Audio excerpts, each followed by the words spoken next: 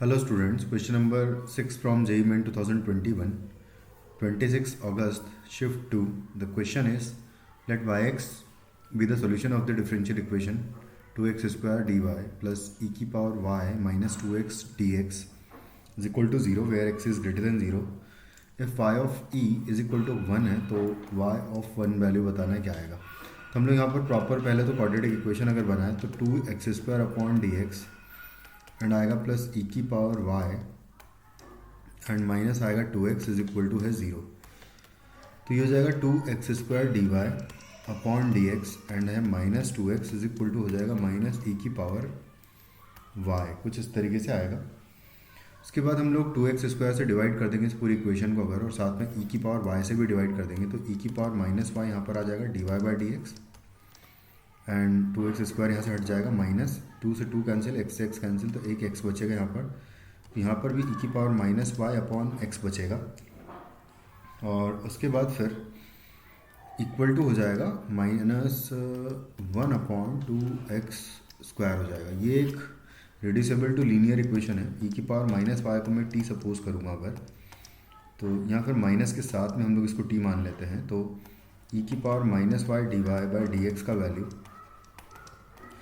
Equal to हो जाएगा d t upon d x. तो ये इक्वेशन हो जाएगी d t upon d x यहाँ पर इसकी प्लेस पर, एंड माइनस के साथ में मान लिया तो ये प्लस हो जाएगा t upon x is equal to minus 1 upon 2x square.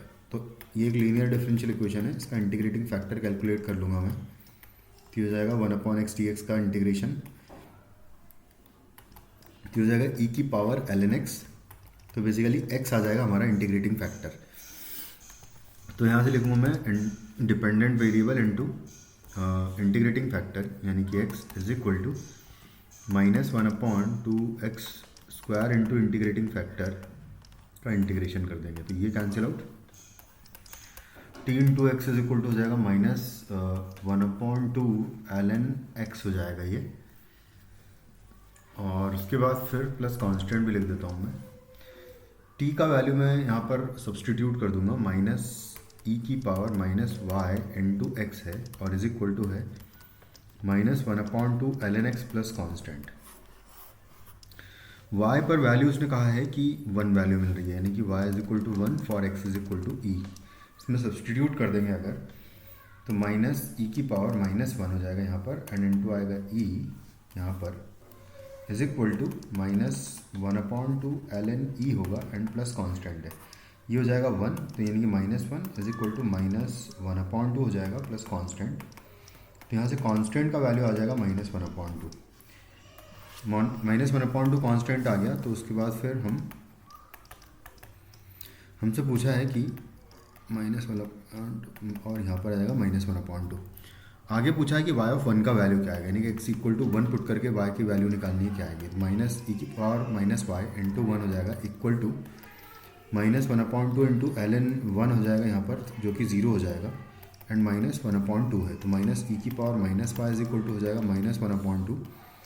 ई की power minus 1 is equal to होगा 1 अपॉन 2. दोनों साइड ln ले लेंगे तो minus y ln e is equal to हो जाएगा ln ऑफ 1 अपॉन 2.